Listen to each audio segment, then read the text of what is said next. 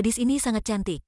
Tapi sayangnya tak bisa berbicara. Lebih buruk lagi dia tersesat di luar negeri, bahkan di negara musuhnya. Hal ini kapan baru bisa diatasi ya? Ceritanya begini, gadis itu tinggal di daerah pegunungan di Pakistan. Ibunya mendengar di India ada candi sangat ajaib, minta apapun dikabulkan.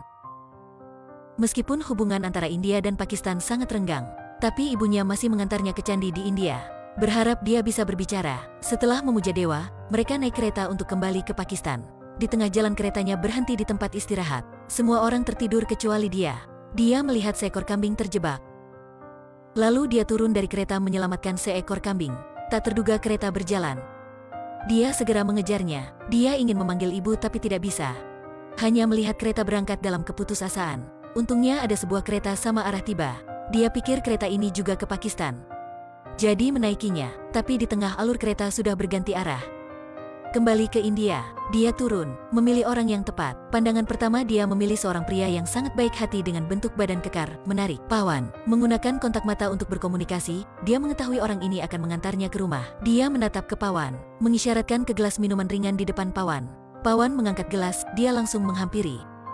Segera minum semuanya. Dia merasa belum cukup, terus makan 2 kue.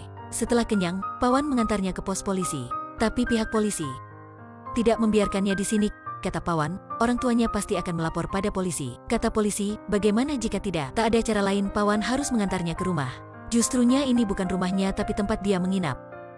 Pertama, orang di rumah ini jika tidak makan vegetarian, akan makan kue, tak ada daging. Pawan mengetahui gadis itu mengikuti wangi daging ke rumah tetangga untuk makan daging. Kasihan deh lo, belum selesai. Pawan mengetahui dia tak satu keyakinan dengan mereka. Kedua hal ini belum mengejutkan orang lain. Adegan berikutnya akan membuat kalian lebih kagum. Saat malam satu keluarga menonton sepak bola antara India dan Pakistan bersama. Ketika India mencetak gol, semua bertepuk tangan selamat. Hanya dia tak senang. Ketika Pakistan mencetak gol, dia bertepuk tangan. Waktu itu mereka belum sadar. Sampai akhir pertandingan Pakistan menang. Semuanya sedang bersedih, hanya dia yang bahagia. Mendekati TV dan mencium TV. Waktu itu semuanya baru menyadari. Ternyata dia orang Pakistan. Tuan rumah pasti marah. Orang negaranya sudah membunuh warga kita dengan kejam. Saya tidak bisa membiarkannya di dalam rumah saya. Cepat pergi.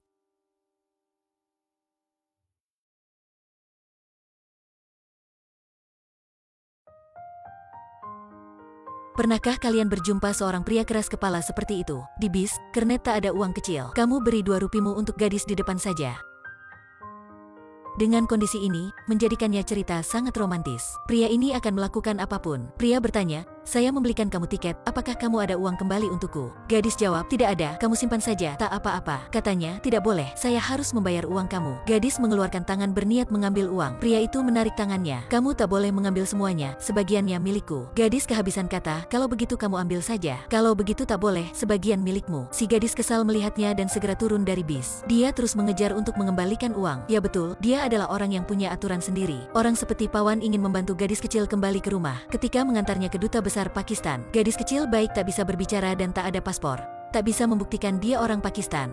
Mereka diusir keluar. Waktu itu kekacauan terjadi di duta besar. Pelayanan membuat visa juga terhenti. Tak diperbolehkan ke jalan raya jadi ke jalan kecil. Pawan diperkenalkan ke biro perjalanan. Kata orang itu, mereka ada perjalanan tertentu, kalau ada uang yang cukup. Pawan mengeluarkan semua uang dan memberinya. Dan bertanya, jika sampai apa yang kalian lakukan untuk mencari orang tuanya? Si staf cepat menghitung uang dan menjawab, jangan khawatir, relasi kami besar. Apakah kalian merasa di sini ada penipuan? Pawan naif tidak menemukannya. Dia meninggalkan gadis kecil. Saat pulang air matanya keluar. Pawan melihat gelang tangan di pasar yang cantik jadi membelinya. Kembali ingin memberikan ke gadis kecil. Tapi kantor sudah ditutup. Pawan saat itu merasa keanehan, segera mengejar. Dan benar, setelah orang itu mengambil uang Pawan, menjual gadis kecil ke bordil.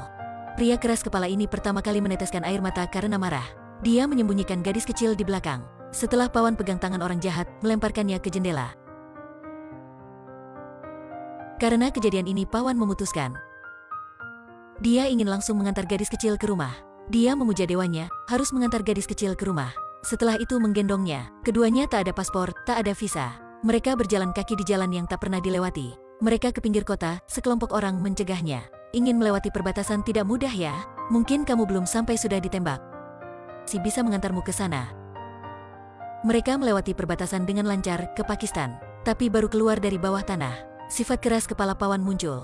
Dia berkata, setelah dicap saya baru akan pergi. Kepercayaan saya menyuruh saya tidak boleh melakukan hal tersembunyi. Gadis kecil berupaya menariknya pergi. Coba kalian lihat, bahkan seorang anak 6 tahun lebih pintar daripada dia. Tapi Pawan masih berkata, harus dicap dulu baru pergi. Tak lama prajurit Pakistan datang. Pawan berkata pada mereka dia orang India, ingin mengantar gadis Pakistan ini ke rumah. Keluar dari bawah tanah, berharap dicap. Prajurit tentu saja tidak percaya. Membuang mereka ke India, dan mengubur jalan bawah tanah itu. Tapi ketika prajurit kembali, menemukan Pawan masih kembali, para prajurit tidak bisa menahan dan memukulnya dengan keras. Pawan meminta ke pemimpinnya dan berkata, saya bersumpah pada dewi saya, jika tidak mengantar gadis ini ke rumah, saya tidak menyerah, saya berjanji, hanya perlu menemukan orang tuanya, saya segera kembali ke India. Pemimpin bersimpatik dengan kesabarannya, akhirnya berkata, 10 menit lagi kami akan kembali, dalam 10 menit ini jika kamu di sini atau di sana. Tampaknya kami tak tahu, akhirnya kali ini sudah bisa kan? Tidak, dia tidak pergi, dia tidak bersembunyi, dia harus dicap oleh pemimpin. Semuanya merasa dia sudah gila, tapi gila sepertinya juga bisa dimaafkan. Kepercayaan bisa membuat seseorang tak peduli hidup atau mati. Akhirnya pemimpin mengecap untuk mereka. Pawan berpikir akan cepat menemukan orang tuanya. Hasilnya baru masuk Pakistan sudah bertemu polisi. Polisi mencegah mereka. Kamu orang India kan? Betul. Di mana paspor kamu? Tak ada. Jadi bagaimana bisa masuk ke sini? Saya masuk dari bawah tanah. Semuanya berpikir dia mata-mata dari India jadi mengantarnya ke pos polisi. Kali ini selesai. Mata-mata adalah masalah besar. Pawan baru turun wartawan sudah sampai untuk wawancara. Di pos polisi, gadis kecil melihat di kalender cetak gambar kampung halamannya. Senang menunjuk ke Pawan. Pawan cepat mengajaknya keluar pos polisi, naik bis. Wartawan melihat cepat mengejar. Pawan memegang kalender bertanya kepada sopir tahu tempat ini tidak. Dia ingin mengantar gadis ini ke rumah. Sopir bertanya, kamu dari India kan? Gadis kecil cepat menarik Pawan, menggelengkan kepala. Pawan melihat gadis kecil dan masih menjawab, betul. Sopir bertanya dengan cara apa bisa ke sini? Gadis kecil terus menggelengkan kepala. Pawan berkata, saya mengikuti jalan di bawah tanah ke sini. Gadis kecil pusing, orang ini tidak bisa dicegah. Untungnya sopir tidak melaporkan bahkan bersimpatik pada Pawan. Dia berkata, berharap kedua negara kita ada orang seperti kamu. Wartawan mendengar cerita juga sangat bersimpatik, akhirnya memutuskan membantu mereka merekam perjalanan mereka. Wartawan berkata pada Pawan di sini ada istana sangat terkenal. Kata semuanya jika meminta di sini ajaib. Sampai di sini hanya untuk menemukan orang tua untuk gadis kecil. Meskipun agamanya bukan dewa dia masih memuja. Wartawan memposting video mereka di internet. Mereka menonton video. Mendadak gadis kecil menemukan sesuatu. Ingin wartawan memutar ulang video. Di video ada seorang wanita. Wanita itu ibunya. Mereka menemukan ibunya turun dari bis. Keesokan harinya mereka ke bis itu. Pawan bertanya kepada sopir, bis melewati rute kemana saja. Sopir menceritakan setiap tempat tapi gadis kecil menggeleng kepala. Sampai tempat terakhir, gadis kecil senang tersenyum dan menganggukkan kepala. Tempat itu adalah kampungnya. Pawan dan wartawan saling berpelukan. Pada saat itu polisi menemukan video yang wartawan posting. Cepat dilaporkan ke dewan-dewan. Menyiapkan penangkapan mereka ke pos polisi. Pada saat bahaya, Pawan mencegah polisi, membiar wartawan mengantar gadis kecil ke rumah. Wartawan dan gadis kecil berlari. Dengan cepat dia melihat rumahnya, senang berlari ke sana.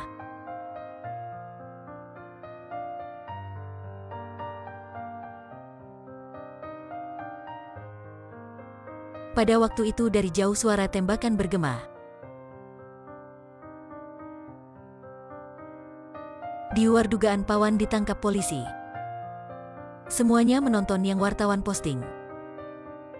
Mereka tersentuh oleh cerita ini, mereka setuju pada Pawan. Tapi polisi tidak peduli, memukul Pawan untuk mempertanyakan, membuat dia harus mengakui dirinya adalah mata-mata. Untungnya salah satu di antara polisi masih baik. Jika orang ini harus mati dalam penjara Pakistan. Sebagai negara kita sangat kejam. Mereka bersembunyi mengeluarkan Pawan. Polisi menghubungi wartawan memanggil orang-orang untuk mengantar Pawan ke rumahnya. Setelah itu adalah adegan paling simpatik dalam film. Semuanya menjadi pelindung Pawan di jalan saat kembali ke rumah. Dalam suara sorak-sorai semuanya, Pawan kembali. Warga Pakistan ke pintu perbatasan, menggedor pintu untuk membuka jalan untuk Pawan. Pada waktu itu dia adalah pahlawan. Gadis kecil sampai dalam kerumunan. Akhirnya melihat Pawan dan berkata, tapi dia hanya bisa memegang batang besi dan menggoyangkannya. Dia ingin berteriak tapi tak bisa. Hanya ada gerakan mulut tanpa suara. Mendadak, Paman.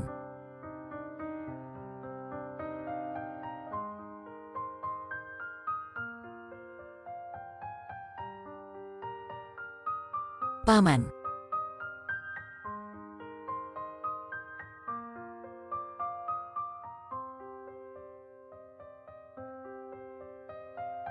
Paman.